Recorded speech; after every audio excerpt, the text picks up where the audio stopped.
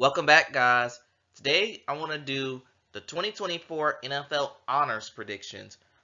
And this, if you don't know what the NFL Honors is, it's basically an award show for the NFL where they honor this. It's the show where the MVP gets announced. It's the show where Comeback Player of the Year, Offensive Rookie of the Year, Rookie of the Year, so on and so forth.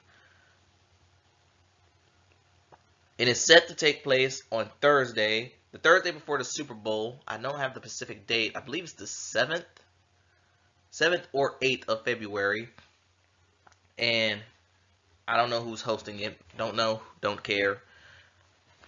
But yeah, I'm just going to give you my quick thoughts on who do I think should win these specific NFL awards.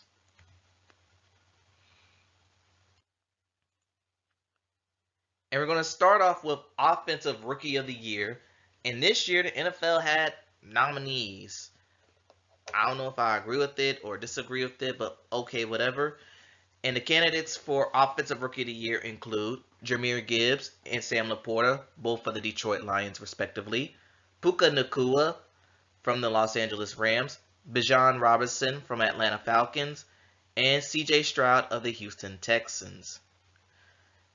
And I can see this one going in two directions. I could see Puka winning it or C.J. Stroud winning it.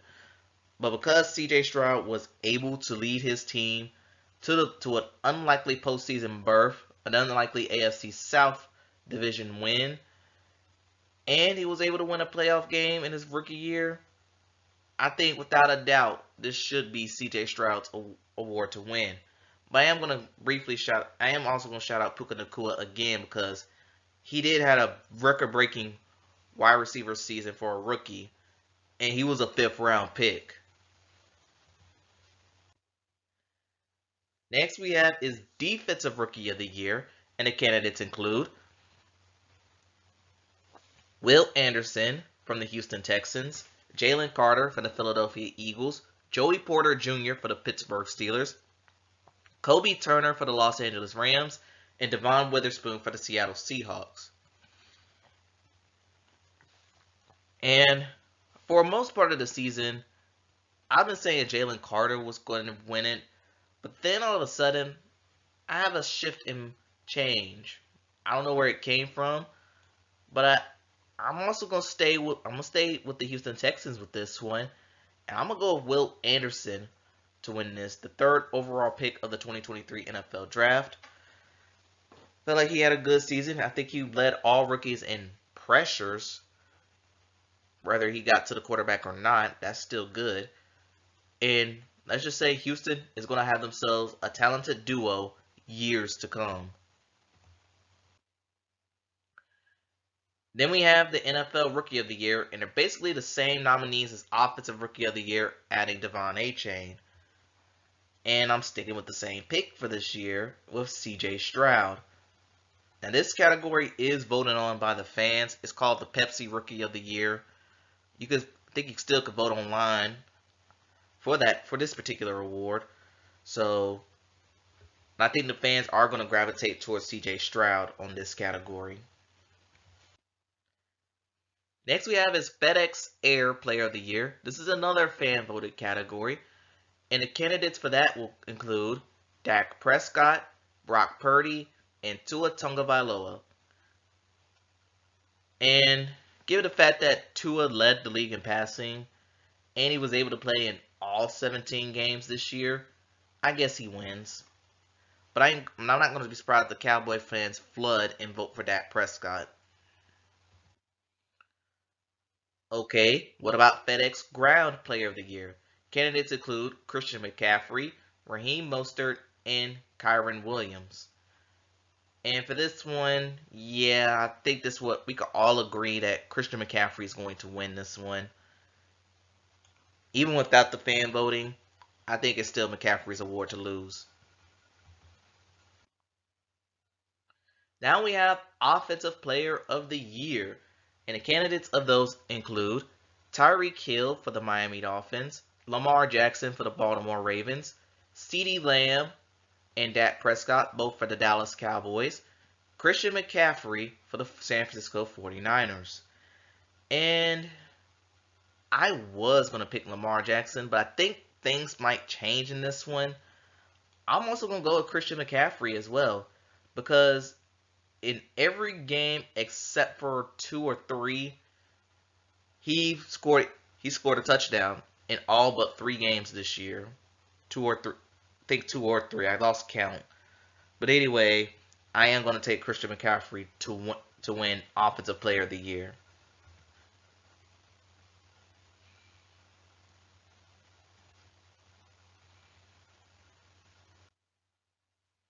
Okay, what about Defensive Player of the Year?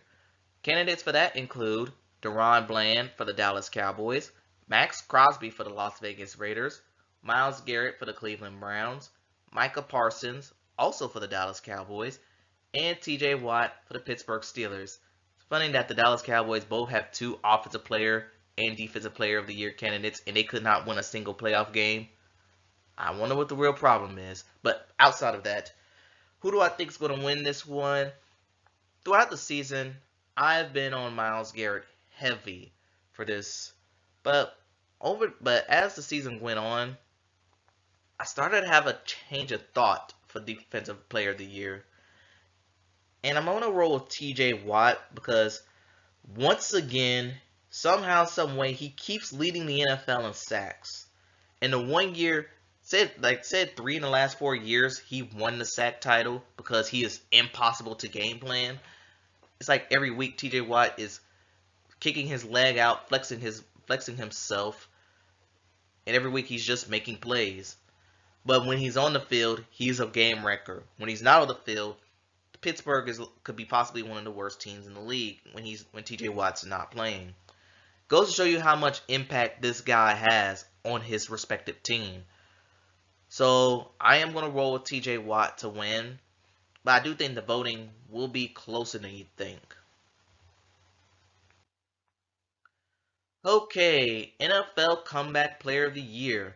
The candidates are Joe Flacco for the Cleveland Browns, Damar Hamlin for the Buffalo Bills, Baker Mayfield for the Tampa Bay Buccaneers, Matthew Stafford for the Los Angeles Rams, and Tua Tagovailoa for the Miami Dolphins. And I'm briefly going to mention everyone's ailment on why they got nominated. For Joe Flacco, he literally came off the couch late in the season, he was able to lead the Browns to a winning streak, and he was able to get his team to the postseason. That's what you call a call to action. For Damar Hamlin, I think most of everyone knows his story. I think this will be the final chapter of this little saga he has. But if you don't know, I don't want to say that he died on the field, but his heart stopped on the field, and he was able to make a full recovery. Now, his stats did not match any other candidates on this, but the fact that he did come back is pretty impressive. For Baker Mayfield, he basically played on 2 teams. Played with the Carolina Panthers, but then things did not work out there. Joined the Los Angeles Rams. Had a few good games here and there, but with Tampa Bay, he had his best season ever to date. Like the Baker Mayfield that was supposed to be taken #1 overall. And speaking of #1 overall picks, Matthew Stafford, he was pretty much hobbled with an elbow injury last year, missed the second half of that year, and he was able to lead the Rams back. And Tua, he had 3 concussions last year, and he managed to play in all 17 games. So regardless of who wins or not, they are all winners in their own way.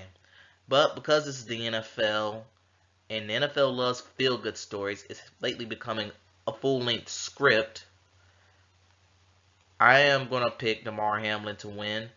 But I will say I hope this category ends in a tie between him and Baker Mayfield. Because Damar Hamlin, there were a lot of games where he was just healthy scratches. For one reason or another. We never know why. But for Baker Mayfield, he played and he had pretty much his best season to date. So, yes, for now, my lead pick is Damar Hamlin. I just hope this category ends in a tie. All right. I did not mean that category to be that long. Next one, NFL Coach of the Year. And the candidates include Dan Campbell, head coach of the Detroit Lions, John Harbaugh for the Baltimore Ravens, DeMeco Ryans of the Houston Texans, Kyle Shanahan for the San Francisco 49ers, and Kevin Stefanski of the Cleveland Browns. And I was going to pick Dan Campbell to win because he was able to lead the Lions to an NFC North title for the first time in my lifetime and was able to win not one, but two playoff games there. But actually, I'm going to roll DeMeco Ryans. And what changed my mind was before the season began, not much was expected out of Houston. Yes, they took the number 2 and number 3 overall picks with C.J. Stroud and Will Anderson, respectively. But yet the Texans still, no one expected the Texans to do what the Texans are doing. So with this, then the Texans started winning games. Players started buying into DeMeco Ryans' system and his coaching style. And what do you know? The Texans found themselves in the postseason, and they won a playoff game against another Coach of the Year candidate in Kevin Stefanski. So with that being said, I am going to roll DeMeco Ryans to win. But I will not be surprised if Dan Campbell wins. Next one we have is NFL Assistant Coach of the Year. The candidates include Ben Johnson of the Detroit Lions, Mike McDonald, he's the defensive coordinator for the Baltimore Ravens, Todd Monken, the offensive coordinator for the Baltimore Ravens, Jim Schwartz, defensive coordinator for the Cleveland Browns, and Bobby Slowick, offensive coordinator for the Houston Texans. And I just been told that Bobby Slowick signed a new deal to stay with Houston. So good for him. And I heard Ben Johnson is staying for the Detroit Lions. He will not be taking any head coaching gigs with either Seattle or Washington because they're the only two teams left as of the making of this video. So with that being said, I'm going to go quickly. I'm just going to pick Ben Johnson to win. I don't know why, but offensively the Lions have been still been pretty good. And while he's been a hot head coaching candidate and he's not going to take any jobs this year, Ben Johnson, I'm just going to roll with him as the assistant coach of the year. And then we have the biggest award of the night, the NFL MVP, aka a quarterback's award, even though Christian McCaffrey's there. But anyway, the candidates include the inferior Josh Allen, Lamar Jackson, Christian McCaffrey, Dak Prescott, Brock Purdy. And, throughout the entire season, MVP has been an all over the place race. It was going to be for me, it was actually going to be between either Brock Purdy or Christian McCaffrey. But then Christmas Day occurred. And this guy went into Levi's Stadium and not only win, but they kind of dominated the 49ers. And I know the season didn't end the way he wanted to, but Lamar Jackson, I think he is set up to win his second MVP. Because Ravens, they had the AFC, he led the Ravens to the best team in the AFC. And not only that, the Ravens, they knew how to beat the good teams, except for the Kansas City Chiefs. And not only beat the good teams, but blow them out. Except for the Kansas City Chiefs. But, so yeah, I am going to roll with Lamar Jackson to win the MVP for the second time in his NFL career.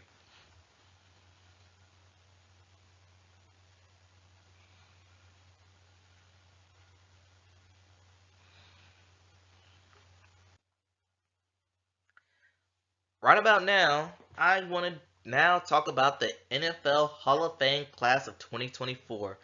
One of the best traditions of NFL honor is that it'll be the day we'll know which NFL players will be given their own speech in Canton, Ohio later this August. And it's always a feel-good moment because some of these guys I grew up watching. So with that being said, here's my prediction for the Pro Football Hall of Fame class of 2024. First player, we have a tight end. While he was a good high school tight end, he said basketball was his main calling when he went to Kent State. He didn't even play a down of tight end at Kent State. But once he got to the Chargers, he and Phillip Rivers, they made magic. So without a doubt, I do think Antonio Gates is definitely a first ballot Hall of Famer. Next player I want to highlight is a defensive player from my home state of North Carolina. He went to college at North Carolina. He even played basketball at North Carolina. He was the second overall pick in 2002 for the Carolina Panthers, and he's the franchise's all-time leader in sacks. He did leave for Chicago and Green Bay before returning to Carolina, and to add a little bonus with his career, he won Walter Payton. He is a Walter Payton Man of the Year winner. So without further ado, I'm talking about Julius Peppers. Okay, next up, we have, this guy is not part of my generation, but he is a running back. He played for the 49ers and the Eagles, but he had a big part in 1994 and was one of the main reasons why the 49ers was able to lock in ring number 5 against the San Diego Chargers. And that is Mr. Ricky Watters. And also why I'm choosing Ricky Watters now is because I know his time as a candidate Hall of Fame is beginning to run out. He might, if he doesn't get in soon, he might fall into the senior class. We do not want that for Ricky Watters. Alright, fourth, we have a guy that everyone wants to see him get in the Hall of Fame, but I was actually concerned about putting him in because his limited abilities on the field. But when he stepped back and was set to return kicks and punts, it caused fear in people's eyes. Hell, look at Super Bowl 41. The very first play of the game, he took the opening kickoff all the way to the house. And from that game on, Coach Dungy squib kicked to make sure this guy does not get the football. He is also the all-time leader in kick returns, punt returns, all around. And yeah, it's Devin Hester. I think this is his time to get in. Now the last 4 guys, I'm going to go brief. They're pretty much older guys. First we have the heart and soul of the Orange Crush defense for the Denver Broncos back in the 70s. That guy name is none other than Randy Gradishar. Next we have is a wide receiver for the Raiders. He sadly passed away in 2015, so he'll get in posthumously as a part of the NFL senior class. We have Mr. Art Powell. May he rest in peace. Next we have is a overlooked but one of the most important pieces of that 1985 Bears team. And sadly, while he's still alive, he's currently battling ALS. That is Mr. Steve McMichael. And for that contributor spot, we got to go and look at a guy who took the Lions to back-to-back NFL championships back in the day. He sadly passed away in 1982. And seriously, this guy is going to wait 60 years to get into the Pro Football Hall of Fame. And that guy is none other than Mr. Buddy Parker. May he rest in peace. So this is my dream class of 2024. Your class might be different, but this is what I'm going to go with for the Pro Football Hall of Fame class of 2024. Now normally, I would end the video with that Pro Football Hall of Fame, but I do want to talk about a certain YouTuber.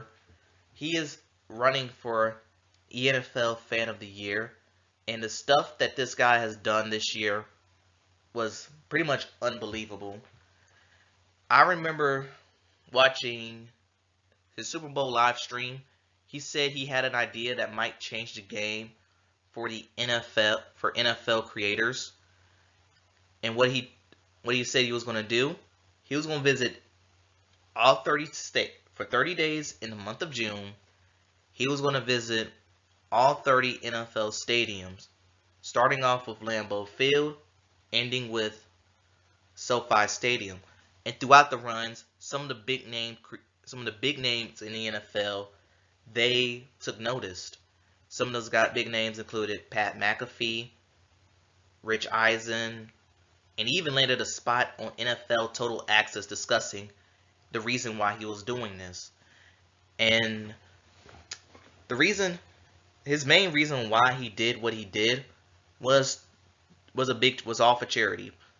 All the money that he raised for his little trip, well, I ain't gonna call it little, it was huge, all went to St. Jude's Research Hospital.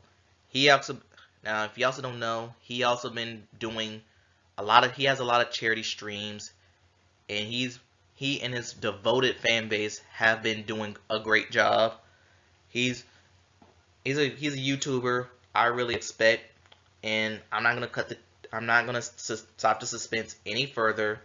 It's Mr. Tom Grossi, and let's say I wish and I hope this guy wins NFL Fan of the Year. So with that being said, I'm going to end the prediction video right here. Tell me what y'all think in the comments below. Thanks for watching, and I'll see you next time.